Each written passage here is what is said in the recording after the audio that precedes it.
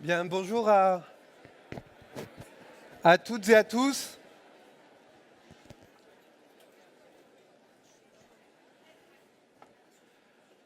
Bienvenue à nos interprètes en langue des signes.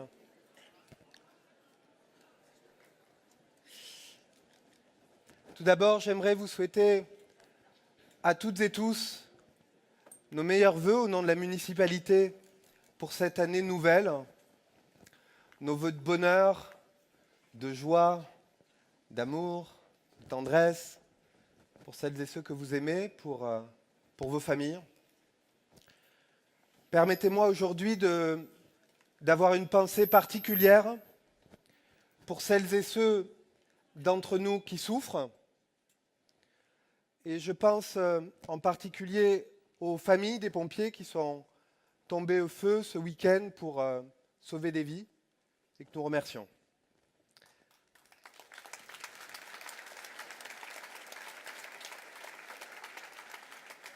Permettez-moi aussi de penser à cette famille montreuilloise. La vie de mère fait que parfois on est appelé sur le lieu de drame. Hier, je suis allé à la rencontre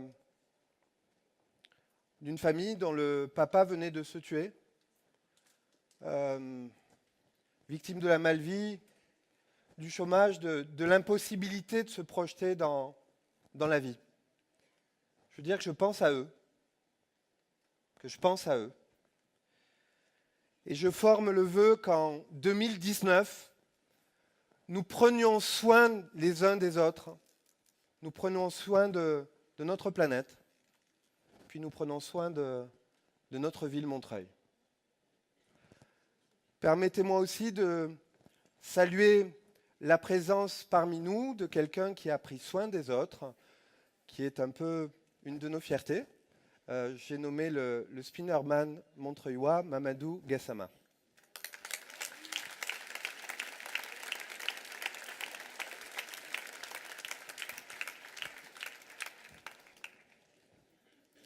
J'ai écrit ce discours en pensant à elle. Elle s'appelle Célie, elle a quelques mois et je suis son heureux parrain.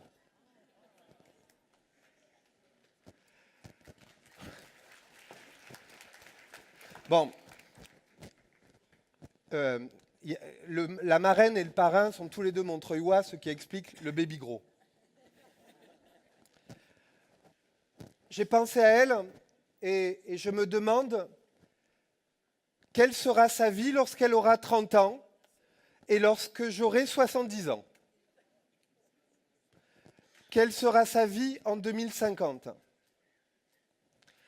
Actuellement, si on écoute les experts, Célie verra la disparition des lions dans la savane. Elle verra le monde marqué par 250 millions de réfugiés climatiques qui quitteront leur lieu d'habitation parce que tout simplement il n'y aura plus d'eau. Elle verra, disent les experts, si nous ne faisons rien, un quart des oiseaux et des mammifères disparaître. Et en Europe, nous verrons l'alternance de feux de forêt importants, de périodes de grande chaleur et de périodes de froid et de tempêtes plus fortes. Pour ceux qui aiment les vins de Bordeaux, le Bordeaux ne pourra plus être produit en Bordeaux à l'heure actuelle et on dit que les vignerons de Champagne achètent en Angleterre des terres pour produire demain le champagne.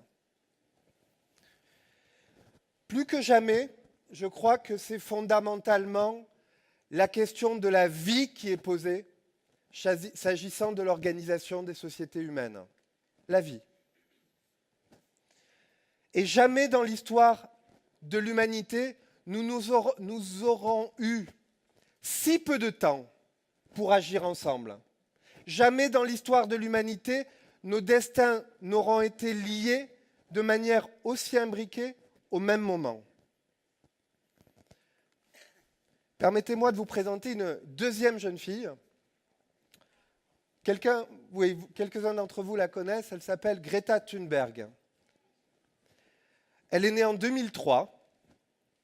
C'est une jeune militante suédoise du climat. Elle est connue pour ses manifestations régulières devant le Parlement de Stockholm. Elle fait la grève de l'école tous les vendredis. Je ne suis pas en train d'encourager les élèves à sécher le vendredi, hein. Sauf pour une bonne cause. Mais je vous propose d'écouter un petit extrait du discours qu'elle a prononcé devant la COP 24, pris par la rédaction du magazine Brut. Our biosphere is being sacrificed so that rich people in countries like mine can live in luxury. It is the sufferings of the many which pay for the luxuries of the few.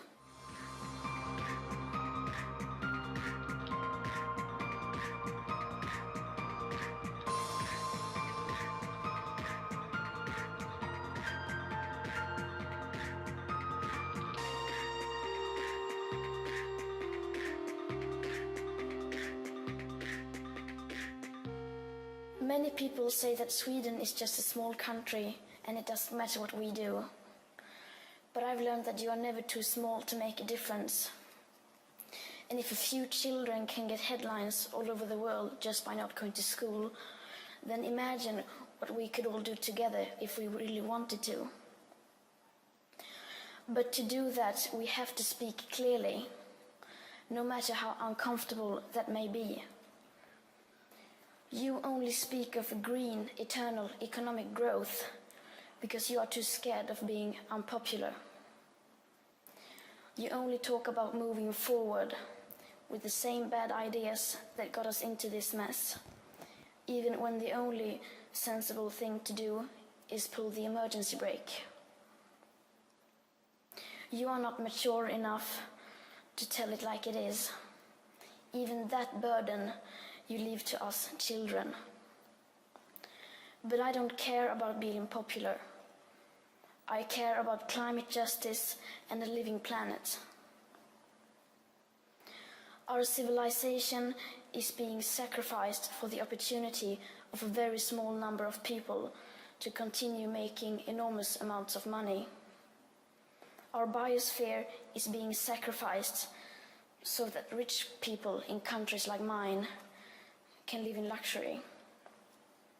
It is the sufferings of the many which pay for the luxuries of the few. The year 2078, I will celebrate my 75th birthday. If I have children, maybe they will spend that day with me. Maybe they will ask me about you. Maybe they will ask why you didn't do anything while there still was time to act. You say you love your children above all else, and yet you are stealing their future in front of their very eyes. Until you start focusing on what needs to be done rather than what is politically possible, there is no hope. We cannot solve a crisis without treating it as a crisis. We need to keep the fossil fuels in the ground, and we need to focus on equity. And if solutions within this system are so impossible to find, then maybe we should change the system itself. We have not come here to beg world leaders to care. You have ignored us in the past, and you will ignore us again. We have run out of excuses, and we are running out of time. We have come here to let you know that change is coming, whether you like it or not. The real power belongs to the people. Thank you.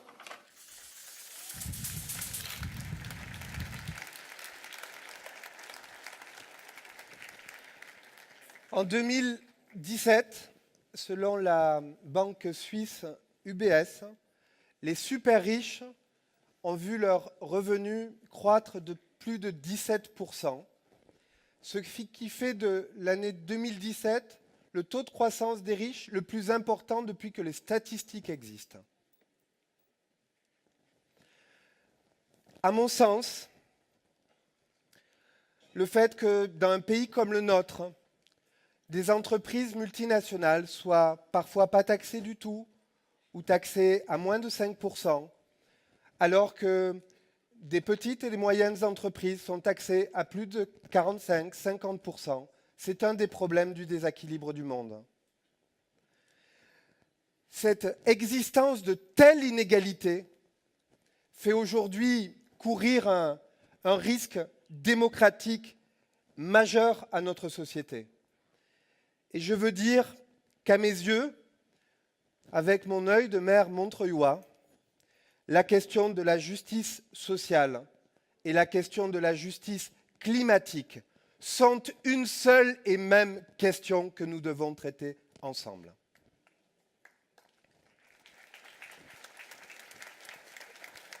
Et je veux dire, alors qu'il y a un mouvement important dans le pays, des gens se sont levés pour refuser la situation d'injustice et d'indignité qui leur était faite, que, évidemment, mon cœur est du côté de ceux qui se lèvent, qui se battent, qui espèrent, qui cherchent des solutions alternatives à la situation à laquelle nous vivons aujourd'hui. Pouvons-nous faire, aujourd'hui, à Montreuil, pouvons-nous dire que nous faisons de notre mieux? Cette année, j'aimerais partager avec vous ce qui, je crois, est de notre responsabilité, de la mienne, de la nôtre, ici et maintenant à Montreuil. Parce que tous les discours que l'on peut faire sur la situation du monde ou sur la situation nationale ne vaillent que si on essaie de résoudre les problèmes là où on se trouve. Donc j'aimerais partager ce qui nous guide, ce qui me guide, ce qui sont nos points de repère dans l'action. Faire de notre mieux à Montreuil, donc, ici et maintenant. À mon sens, je vois qu'il y en a qui sourit avec ici et maintenant. Ok, je trouve que c'est une expression qui a été reprise par un ancien président de la République, mais je trouve que c'est une belle expression. Qu'est-ce qu'on fait ici et maintenant pour que ça change? Et j'aime bien les couleurs différentes aussi, et je préfère la gauche unie plutôt que divisée.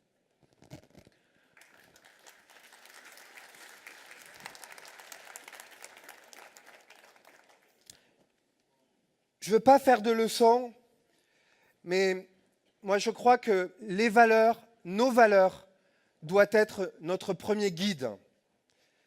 Je disais, je ne veux pas donner de leçons parce que j'en ai fait plusieurs fois la mère expérience dans ma responsabilité de maire. À chaque fois que l'on s'écarte des valeurs, on se perd. Une des choses majeures dans ce que j'ai vécu parfois de très rude dans ma responsabilité de maire, c'est, les premières années en particulier, c'est de voir combien l'individualisme, la société de consommation, le chacun pour soi, malgré toutes nos grandes valeurs, nous touchait aussi, et nous touchait souvent en profondeur. J'aimerais vous donner quelques exemples un peu tout simples. Je me rappelle d'une cour d'école primaire. C'était le 4 heures. C'était jonché de détritus. Vous savez, les gamins qui avaient mangé leur petit goûter. Et je pose la question, pardon, mais je le dis quand même. Je pose la question à la directrice qui était avec moi et je lui dis, mais qui va ramasser? Et elle me dit, c'est les femmes de ménage. Non, je crois que ça ne peut pas être les femmes de ménage. Je crois qu'on ne peut pas vivre dans une société dans laquelle on s'habitue à ce que les autres, systématiquement, soient responsables pour nous-mêmes. Je vous donne un deuxième exemple. C'est une chose qu'on vit assez régulièrement. C'est des citoyens qui, devant nos balayeurs, jettent des papiers et disent « c'est ton boulot, t'as qu'à le faire ». C'est ces gens dans le métro ou dans le bus, mais pareil, je ne suis pas en train de montrer du doigt parce que nous l'avons tous fait, moi aussi.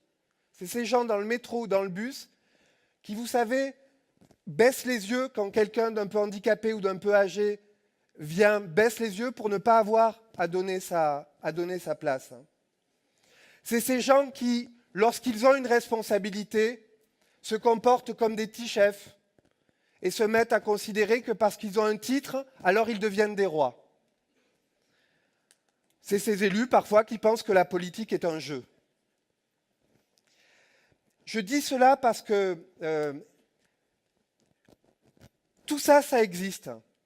Et en même temps, moi, mon expérience de Montreuil, mon expérience du service public montreuillois, c'est qu'il y a plein de gens aujourd'hui qui veulent aller à la reconquête des valeurs du service public, de l'intérêt général, du bien-être ensemble. Et je trouve qu'on a, au fond, collectivement lâché sur ce qui est vraiment important, sur ce que nous devons défendre à tout prix. J'ai rédigé un petit texte que j'ai décidé de mettre devant mon bureau. J'aimerais vous le lire, si vous en êtes d'accord. Serment du bien commun. Qui que tu sois, Astérix, y compris le maire. Quelle que soit ta fonction, ton titre, tes honneurs ou ta richesse, entre ici en faisant le serment de défendre le bien commun. Être honnête et humble dans notre maison commune. Respecter chacune et chacun comme si il ou elle était de tes proches, car il ou elle est en vérité de tes proches. Parler librement, car ta liberté est un bien précieux. Respecter ta vérité pour te permettre d'être sincère et droit. Respecter ce serment est la seule véritable raison de ta présence ici dans notre maison commune. Les ouvriers de l'atelier ont réalisé un petit cadre à leur envie qui permettent, lorsque des gens passeront dans mon bureau, lorsque des dirigeants, des chefs d'entreprise, des préfets, mais aussi des employés, des responsables, lorsque je passerai devant mon bureau, lorsque les collaborateurs passeront dans le bureau, ils puissent avoir à chaque fois en tête l'essentiel. Et j'ai fait cette proposition, il y a une institutrice qui m'a dit « Mais monsieur le maire, il faudrait le mettre devant notre école ». Et j'en ai parlé tout à l'heure à des ouvriers de la ville. Ils m'ont dit la chose suivante, ils m'ont dit c'est bien beau, ce sont des mots, mais cette égalité-là, on n'est pas sûr que ça soit vrai, en tout cas, ce n'est pas une réalité dans notre vie quotidienne. Mais ce que j'ai envie de vous dire aujourd'hui, c'est que moi, comme maire, j'ai envie de consacrer cette année et puis l'année suivante, comme maire et comme citoyen, à faire en sorte que nous commencions un combat pour regagner ce qui est essentiel entre nous. Le bien commun, la sincérité, le fait que nous nous respections, quelle que soit la place que nous occupons dans la société. Et je pense que, je pense qu'il faut se battre. Il faut se battre sur les valeurs, il faut se battre sur l'essentiel.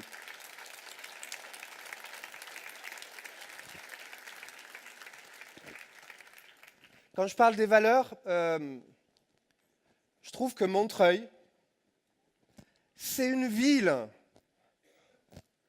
Je crois qu'on ne mesure pas notre chance, en fait. Je sais que monsieur l'ambassadeur du Mali ainsi que le consul est là.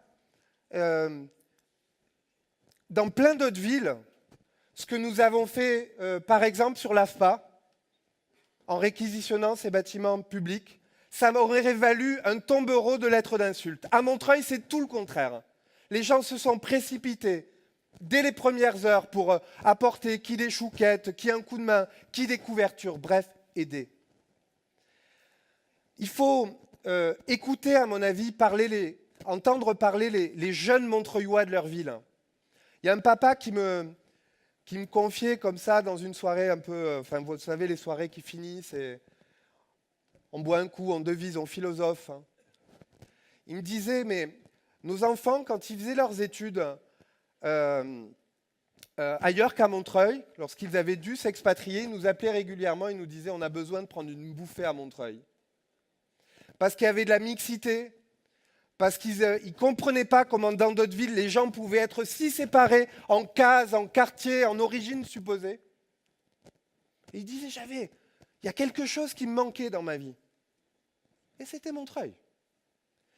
Et ça nous a été légué, ça nous a été donné, c'est notre patrimoine. Et il y a peu de villes qui l'ont, et à mon avis, c'est une partie, cette culture que nous avons peut apporter à la France, une partie de la résolution des problèmes auxquels elle est confrontée. Moi, je crois que cela, il faut le transmettre, et le transmettre du mieux possible. Je sais que certains m'ont proposé une sorte de cahier de valeurs, de faire un travail citoyen qui permette d'aller vers les nouveaux arrivants, d'aller vers les nouveaux Montreuillois pour dire de quel bois nous nous chauffons. Je suis d'accord avec ce principe. On a besoin, je pense, de coucher sur le papier, sous une forme directement accessible par tous, ce qui fait qu'on est fier de défendre cette ville et de défendre Montreuil.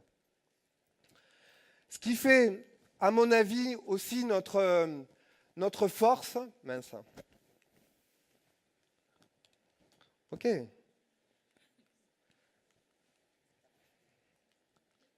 C'est deux piliers. Deux piliers qui me semblent importants de mesurer à leur juste valeur. Le premier, c'est l'amour des agents du service public pour leur ville.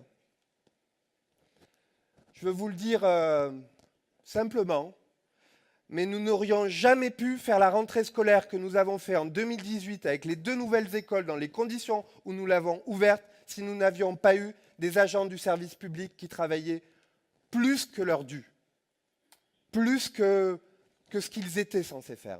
Et donc aujourd'hui, je veux les remercier publiquement devant vous et je vous propose de leur faire une vraie ovation.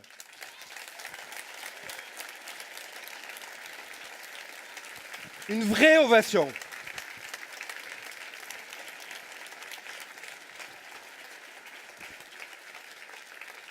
Le deuxième pilier, à mon sens, c'est que nous avons à Montreuil une culture citoyenne de participation. Il y a un truc, comme élu et comme maire, certains moments, ça rend dingue. Parce que vous arrivez, il y a un sujet, vous avez une pétition, 100 personnes qui ont signé une délégation. Et tous les jours, c'est pareil. Mais au fond, c'est une force. C'est une force. Et je veux vous dire que, dans un instant, mais qu'à mon avis, on peut aller beaucoup plus loin dans la manière dont on fait vivre cet atout à Montreuil que ce que nous faisons actuellement. Pour moi, faire de notre mieux à Montreuil, ici et maintenant, c'est être exemplaire en 6 domaines humains fondamentaux que j'aimerais, de manière rapide, évoquer devant vous. Être exemplaire, c'est-à-dire pas chercher à être les meilleurs, mais quand même se donner. La première, c'est la transition écologique. Montreuil a, je crois, commencé une transition dans l'ordre de ses politiques publiques. Je vous cite quelques petits exemples comme ça. Nous avons par exemple, nous allons aller vers le raccordement de grands quartiers à un système de géothermie, la production de l'énergie par le sol, par la terre. Nous avons, avec notre office public de HLM, fait un programme robuste pour permettre que les rénovations se concentrent sur la rénovation thermique des bâtiments. Parce que la principale source de dépenses mauvaises dans notre facture énergétique, c'est d'abord le bâtiment. C'est les règles nouvelles que nous avons mises sur le plan local d'urbanisme en faveur de la végétalisation et de la lutte contre la minéralisation des sols. C'est notre volonté cette année de développer le bio et le végétarien dans les cantines. c'est l'installation cette année de panneaux solaires sur le toit de nos écoles. C'est le défi Ecomom, où nos centres de loisirs sont invités chaque année à participer à un défi de formation et d'éducation pour permettre que dès le plus jeune âge, il y ait une réflexion qui s'amorce sur l'état de notre planète. C'est le plan de réduction des plastiques à usage unique. Et c'est également quelque chose auquel je tiens beaucoup. Je vous en avais parlé l'année dernière et qui va se concrétiser en 2019 et en 2020 par une grande campagne de plantation d'arbres fruitiers dans la ville, qui va permettre que la ville progressivement devienne consommable, c'est-à-dire productrice de fruits, par voie de conséquence. Mais également, il faut bien comprendre que dans un monde qui deviendra de plus en plus chaud, le boulevard de la Boissière arboré, par exemple, c'est parfois 3 ou 4 degrés de moins lorsqu'il fait très chaud. Et donc, planter, planter et planter encore des arbres, c'est assurer une meilleure qualité de vie aux générations présentes et aux générations futures. Et c'est aussi un nouveau programme de travail qui va se poursuivre avec Montreuil et notre jardin. Et nous voulons mettre le max cette année sur nos espaces en bas des tours de nos HLM. Il y a, vous savez, tous ces espaces vides, parfois laissés un peu à l'abandon. On va développer cette année un programme massif de développement des potagers urbains de manière à ce que les habitants des quartiers populaires s'emparent de ces moyens de culture. Et puis, j'ai le plaisir et l'honneur de vous annoncer que nous sommes, alors je ne vais pas dire la ville parce que je n'en suis pas tout à fait sûr, mais une des villes de France qui maintenant est en premier sur l'apiculture urbaine. Merci aux apiculteurs. C'est le plan vélo et c'est bien sûr d'autres enjeux. Le deuxième pilier, enfin la deuxième branche, c'est le droit à la ville pour toutes et tous. Cette année, il y a un triste record, triste et en même temps qui est bon signe, mais triste quand même. Nous sommes à présent la deuxième ville la plus importante en termes d'augmentation du prix du logement. Toutes les villes de l'Est parisien, la première couronne, connaissent une augmentation maximum. Je veux dire, de ce point de vue, deux choses. Premièrement, nous assumons la nécessité de la construction de logements publics dans notre ville et de sa poursuite avec l'objectif de 37% de logements sociaux à Montreuil. C'est pour ça, par exemple, que nous avons changé les règles du plan local d'urbanisme pour que dès qu'il y a une construction de 4 logements, il y ait un logement qui soit un logement à loyer modéré. Et je veux dire à celles et ceux qui parfois sont prêts à s'aborder le logement social que la ville de Montreuil, elle ne peut pas exister dans sa mixité, dans la présence de gens populaires, salariés, au SMIC, un peu plus au SMIC, s'il n'y a pas de logement public.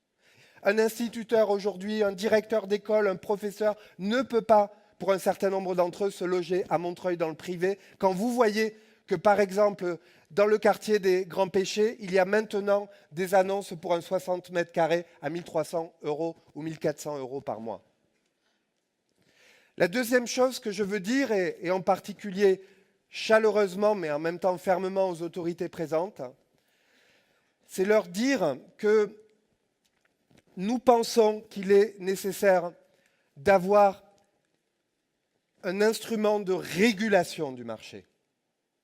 C'est pour cela qu'en tant que votre maire, avec nos amis d'Est Ensemble, nous avons demandé l'application de l'encadrement des loyers sur le territoire de Montreuil et à Est Ensemble, parce que nous pensons que s'il n'y a pas de mesures réglementaires, si on ne se sert pas de la loi pour faire face à l'augmentation des prix, nous ne pourrons pas rivaliser face à la grande compétition qu'il y a. Mais c'est une compétition, je veux dire, c'est des gens qui cherchent à se loger. Et donc, il faut leur... Parfois, je me perds dans les phrases comme je n'ai pas écrit, mais vous avez compris. Je poursuis. Je vais également vous dire que nous sommes heureux qu'il y ait tant d'entre vous qui est souscrit à la mutuelle communale, qui est un moyen de mutualisation et de mise en relation. Et je veux vous dire également que nous espérons que d'autres procédés de ce type verront le jour à Montreuil. Et je veux en particulier souhaiter, je l'espère, la bienvenue à l'association VRAC vers un réseau d'achat en commun qui travaille à l'implantation de centrales d'achat dans les quartiers populaires sur du bio, sur du vrac. C'est un très beau principe. J'espère qu'ils seront très bientôt à Montreuil.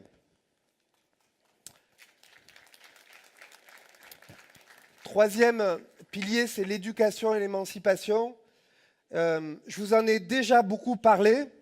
J'aimerais juste signaler 3 choses importantes que nous avons créées et qui est à mon avis très important. La première, c'est que nous lancerons en 2019 le concours d'éloquence des lycéens de Montreuil, qui permettra que tous nos lycées se réunissent dans le travail d'éloquence et nous allons travailler avec des gens qui ne favorisent pas l'éloquence pour l'éloquence, mais qui favorisent l'éloquence pour l'argumentation. Et le passage des idées, la défense de ses convictions, la défense de ses opinions, comme ce que nous allons transmettre. Il y aura plusieurs masterclass qui seront proposées aux lycéens. Je remercie les enseignants de leur enthousiasme dans ce projet. Et je précise, car j'ai vu, je crois, le général de la brigade des sapeurs-pompiers de Paris ainsi que le colonel, qui aura même un professeur de l'école de guerre qui interviendra pour les lycéens de Montreuil. Je veux vous dire que cette année, nous avons augmenté de 30% le nombre de jeunes qui sont partis en séjour vacances, parce que nous avons trouvé des solutions débrouillardes en termes financiers, et que nous avons élargi les classes villes. J'y insiste un instant, parce que avant c'était juste musique et cinéma. On a rajouté 2 items à nos classes villes, la sensibilisation au handicap et le vélo, de manière à ce que nos jeunes enfants puissent aussi se confronter, et avec le vélo, mais aussi avec toutes les différences de ce monde. Enfin, je veux vous dire que vraiment, je remercie tous les participants au festival Marmot, le festival du mois des arts pour la petite enfance de Montreuil, qui a connu sa 2e édition et qui connaîtra bientôt sa 3e, qui va encore s'élargir. C'est un petit bout de chou qui est en train de grandir et qui travaille une idée fondamentale que nous travaillons dans toute notre politique, qui est de dire la culture, les arts, c'est dès le plus jeune âge.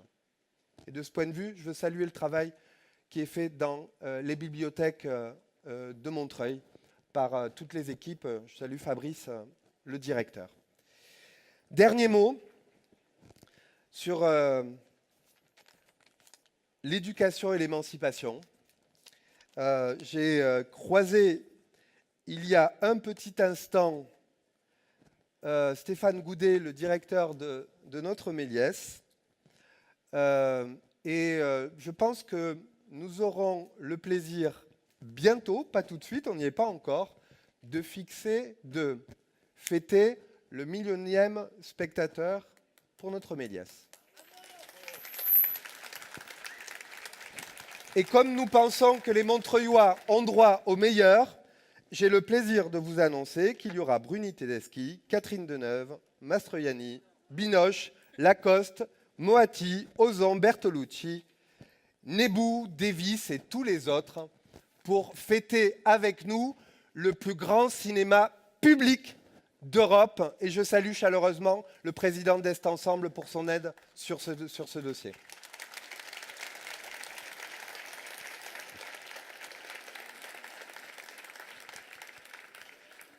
Quatrième point, c'est l'économie du partage et du produire local.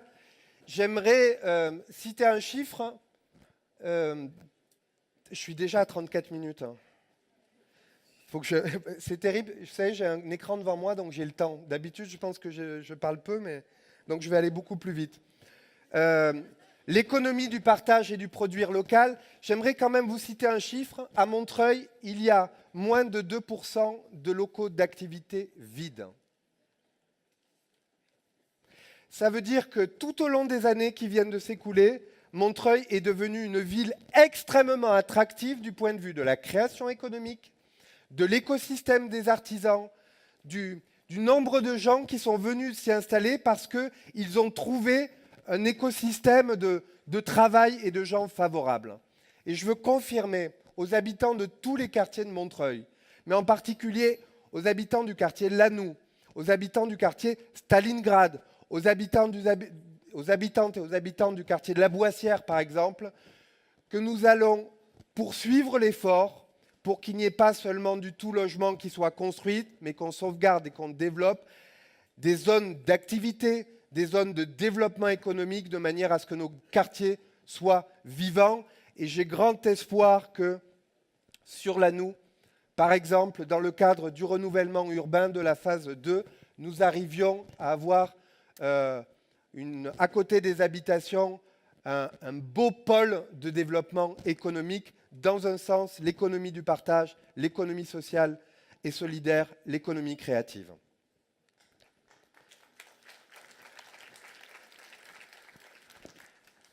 J'avais prévu de vous parler du droit à la culture et à la création. C'est un sujet sur lequel il y a tellement de choses qui explosent à Montreuil, sur le sujet explose positivement, que je ne vais pas être très long. Je veux dire que j'ai été très touché du voyage que nous avons fait à Auschwitz cette année. Dans le cadre du travail de mémoire, nous avons voulu qu'il n'y ait pas simplement des collégiens ou des lycéens, mais que nous soyons ensemble des différents quartiers de la ville, de différentes compositions sociales, de différentes expériences. Et ça a été, je trouve, un moment assez fantastique d'apprentissage, d'humilité aussi. Et je veux vous dire que chaque année, fort de cette expérience, nous allons poursuivre ce travail de mémoire. J'ai le plaisir de vous annoncer que l'ancien Méliès sera transformé bientôt en maison des arts et des cultures urbaines. Enfin, il y aura un lieu à Montreuil pour incarner les danseurs hip-hop, le rap, toute l'étendue et toute la richesse des cultures urbaines. Et enfin, je veux saluer les efforts qui sont faits, je pense notamment à notre office public de HLM et à d'autres, pour permettre l'installation d'artistes à Montreuil et notamment la construction de nouveaux ateliers d'artistes. Dernier mot enfin, s'agissant de nos services du quotidien, comme chaque année, j'ai conscience que sur le quotidien, nous avons fait des progrès sur plein de sujets, mais que nous en avons encore à faire beaucoup. Et je pense en particulier à la propreté. Vous avez vu des évolutions à la déchetterie, le long de l'autoroute. Vous avez constaté que dans certains quartiers, il y avait maintenant des renforts l'après-midi. Dans le mois et demi qui vient, des choses vont également changer dans le ramassage des encombrants et je l'espère améliorer la situation. Et rue de Paris, nous allons installer un dispositif de vidéo-verbalisation qui permette de s'en prendre à la fois à ceux qui considèrent un peu l'espace public comme leur déchetterie, mais également qui, en matière routière, se comportent très mal. Nous aurons le plaisir de vous accueillir en 2019 dans la nouvelle tour Altaïs, avec l'ensemble des services municipaux rassemblés. Et je vous le dis, mais vous découvrirez, mais les agents de la ville vous ont vraiment prévu un très bel accueil, de très belles conditions d'accueil dans cette nouvelle tour Altaïs pour que vos démarches, vous puissiez les faire de manière plus pratique et plus simple. Je veux également dire aux habitantes et aux habitants de la Porte de Montreuil que je sais que la situation qu'ils vivent est intenable. Je sais qu'il y a, avec le marché qui s'étend de manière totalement anarchique, de la violence, de la difficulté. Les agents de la ville ramassent aujourd'hui près de 8 tonnes par semaine de détritus sur ce qu'il est convenu d'appeler les marchés de la misère. Je remercie la mobilisation de tous, des agents de la ville, mais aussi du commissariat de police. Et je veux dire que j'ai entendu, pour avoir fait un porte-à-porte il y a quelques jours, l'exaspération et maintenant la colère et la malvie des habitantes et des habitants qui sont confrontés quasiment tous les jours maintenant à une situation intenable. J'aurai l'occasion prochainement, avec l'ensemble de la municipalité, d'aller à leur rencontre, de faire une réunion publique dans le quartier pour construire ensemble des solutions et une mobilisation. Dernière chose que je voulais évoquer devant vous, pour faire de notre mieux à Montreuil, ici et maintenant, pour viser l'exemplarité, je pense qu'il faut aussi changer la manière, changer le pouvoir et se libérer, être au fond un peu plus tranquille et un peu plus simple dans notre manière de travailler ensemble.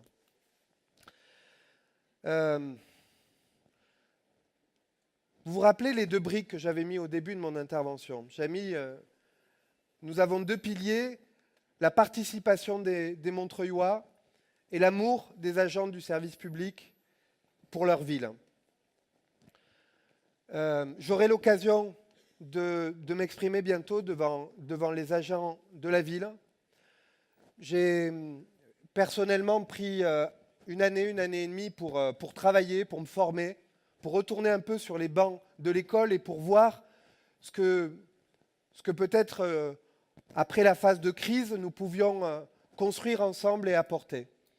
Ce que je leur proposerai, ce que je proposerai dans quelques jours aux agents de la ville, c'est s'engager dans une démarche de libération, au fond, de simplification, d'arrêter de s'embêter avec ce qui parfois est bureaucratie, nous pèse, fait un manque de respect à nos compétences et à notre travail. L'administration montreuilloise vient de faire quelque chose que je trouve fantastique. J'ai vu Nicolas, le directeur général des services, qui était là.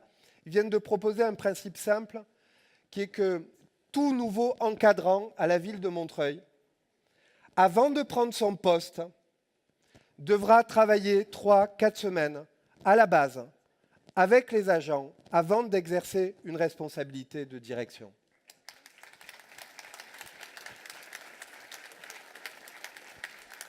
Et je les remercie de faire ce mouvement parce que je crois que si on veut faire plus simple, si on veut faire mieux, il faut construire les conditions d'une confiance véritable.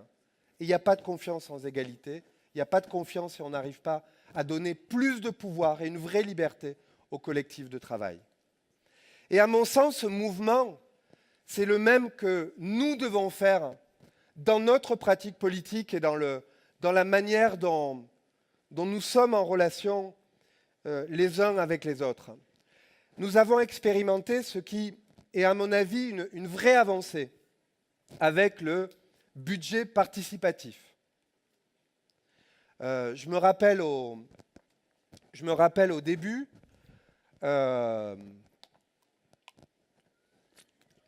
du budget participatif, il y avait parfois quelques personnes qui, par peur, avaient des listes grandes comme ça de raisons pour lesquelles on ne pouvait pas faire.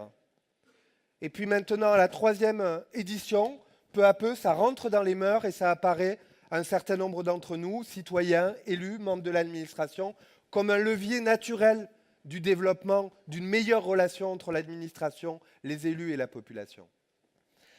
J'espère qu'au cours de l'année qui vient, nous serons capables, peut-être, de mettre en open data notre budget, de manière à ce que tout le budget soit naturellement ouvert à la consultation des citoyennes et des citoyens.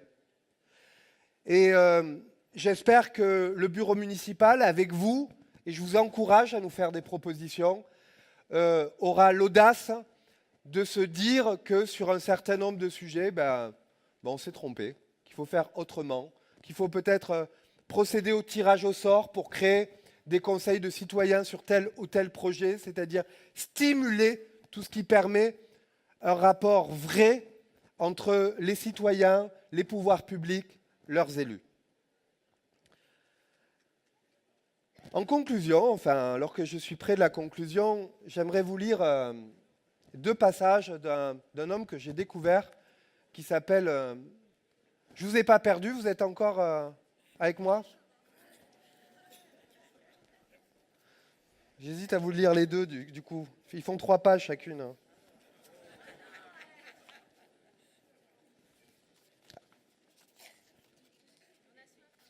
Ok, je vous en lis qu'un. Sur les décombres d'une démocratie essentiellement électorale, descendante, providentielle, il peut advenir le pire ou le meilleur. Le pire, c'est la solution de facilité du populisme. Sa cible, c'est l'opinion, pas le peuple éclairé. Il mise sur ce qui est, jamais sur ce qui est à advenir de plus beau et de plus grand. Il instrumentalise la peur, qui est le principal levier de mobilisation. Il use d'une parole qui flatte. Le meilleur, c'est la voie difficile d'une démocratie qui active la métamorphose dont parle Edgar Morin. Elle préfère la parole au silence qui isole, le dialogue qui relie à l'exploitation des peurs, le discernement aux amalgames, le plaidoyer pour la fraternité, pour reprendre l'expression d'Adennour Bidar, à l'impasse des replis. Cette démocratie-là ne peut pas se contenter des urnes, de la délégation de pouvoir permanent et du combat systématique d'un camp contre l'autre. Elle doit être vivante, donc participative. Ma conviction est qu'elle se construira d'abord au niveau local, au plus près des citoyens et avec eux, et qu'elle commence par l'exemplarité des élus.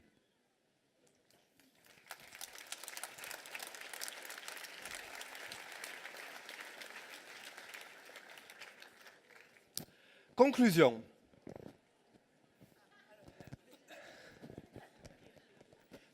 OK.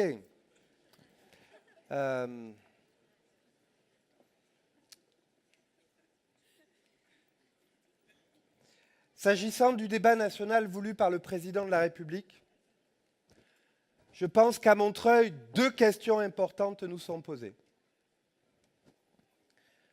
La première, acceptons-nous le cadre du président de la République qui à la fois ouvre un débat et en même temps interdit par avance l'aspiration à la prise en compte d'une vraie justice fiscale et d'un changement de cap économique.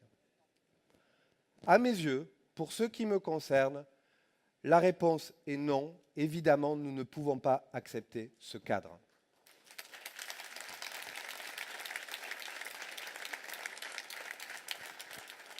La deuxième question est tout aussi simple. Pensons-nous utile de débattre ensemble sur la situation de notre pays? À la Montreuilloise, moi je crois que oui. Nous ne perdons jamais notre temps à écouter, à dialoguer, à construire ensemble notre présent et notre avenir commun. Dans un cadre libre, sans a priori ni préjugés, à l'initiative de ceux qui le voudront, avec ceux qui se déplaceront. Il faut, je crois, prendre le temps de parler ensemble des grandes questions posées à notre société. Le bureau municipal de Montreuil a décidé de préparer des propositions d'un échange citoyen en ce sens et dès demain, des cahiers d'espoir seront disponibles en mairie pour recueillir les paroles.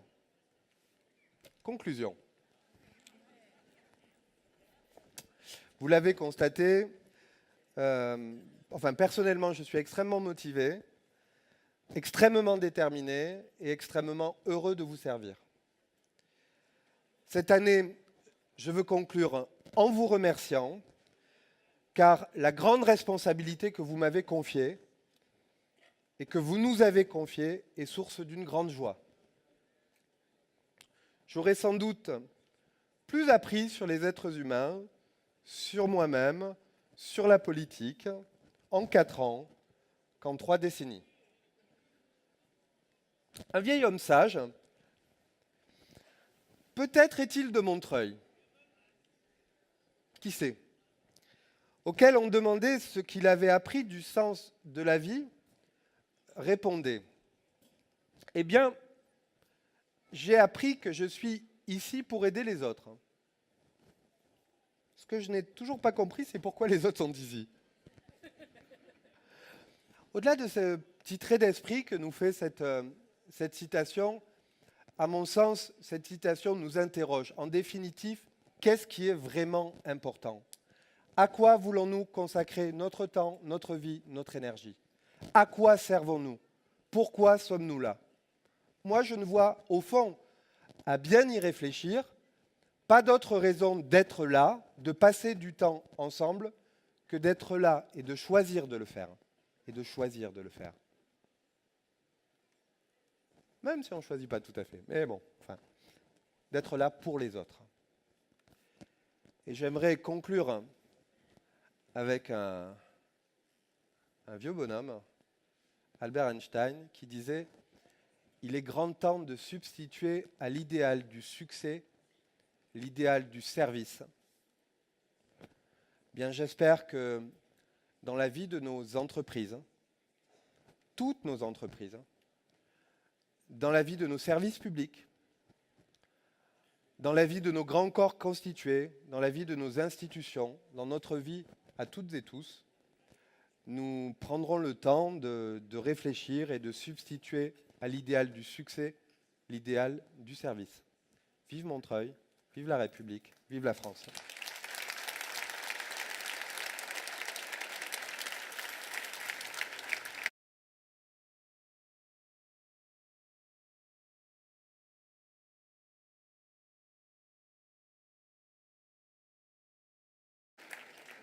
Et je vous propose à présent de partager un verre. Je vous remercie de votre patience. À très bientôt.